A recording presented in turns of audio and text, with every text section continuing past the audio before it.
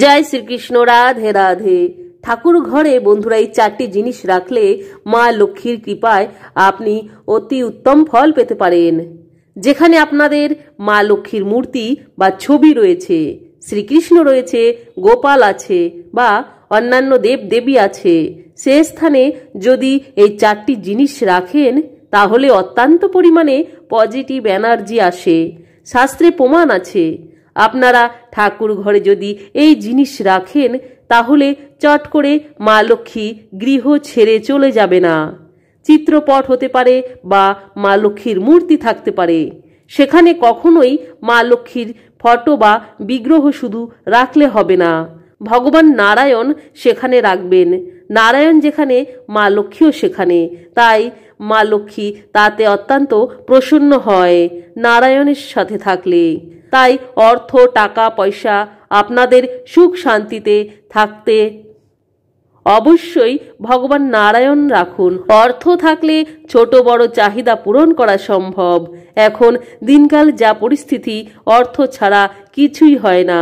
সন্তানের শিক্ষা, রোগ ব্যাধি দূর, ভালো মন্দ খেতে সব দিকে অর্থ চাই।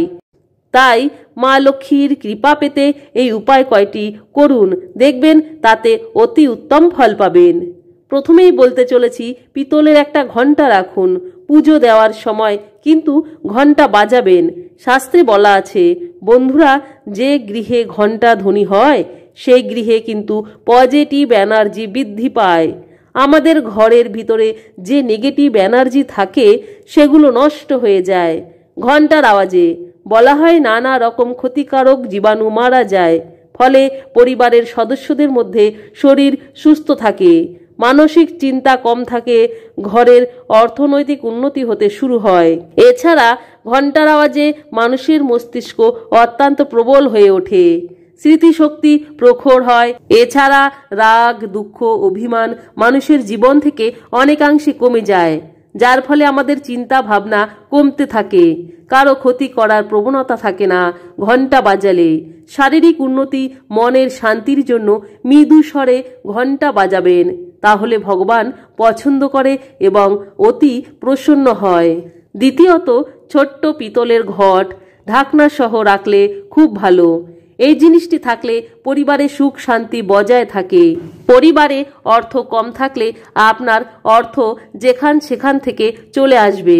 ঘটে স্বস্তিক চিহ্ন করে রাখবেন, আর পারলে কিছু ঘটে কয়েকটা কয়েন রেখে দেবেন। তৃতীয়ত হলো, আপনারা যদি মা লক্ষ্মীর কৃপা পেতে চান তাহলে একটি দক্ষিণাবর্ত জলশঙ্খ রাখবেন।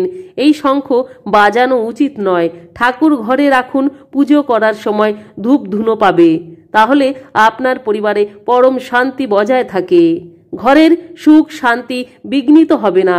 আর একটা বিষয়, যখন নিত্য পুজো করবেন তখন মাটির প্রদীপ বা তামা বা পিতলের প্রদীপ জ্বালিয়ে পুজো করলে ভগবান অতি প্রসন্ন হয়।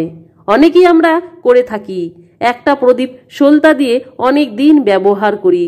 এটা কিন্তু ঠিক নয়। প্রতিদিন ধৌত করে ভগবানকে প্রদীপ দেখালে ভগবান খুব খুশি হয়, তাতে পজিটিভ এনার্জি আসবে, নেগেটিভ এনার্জি দূরে চলে যাবে।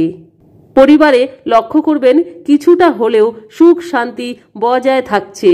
তাহলে বন্ধুরা আরেকটি টোটকা, যে কোনো শুক্রবারে স্নান করে শুদ্ধ বস্ত্র পরে, লাল বস্ত্র হলে ভালো, 21টি হলুদ করি আপনাদের ঠাকুর ঘরে মা লক্ষ্মীর চরণে রেখে দেবেন। তার পুজো করুন এবং মা লক্ষ্মীকে মনস্কামনা জানান।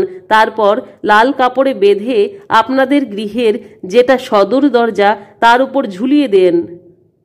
ডান দিকে বা মধ্যখানেও ঝোলাতে পারেন। একাকী উপায়টি করার চেষ্টা করবেন, কেউ যেন না দেখে।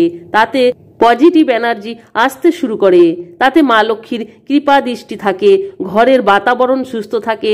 এতে আপনার শরীর মন দুটোই ভালো থাকতে মা লক্ষ্মী কৃপা করবে। বাস্তু দোষ থাকলেও কিছুটা কেটে যাবে। তাহলে বন্ধুরা আজকের ভিডিওটি এখানেই সমাপ্ত।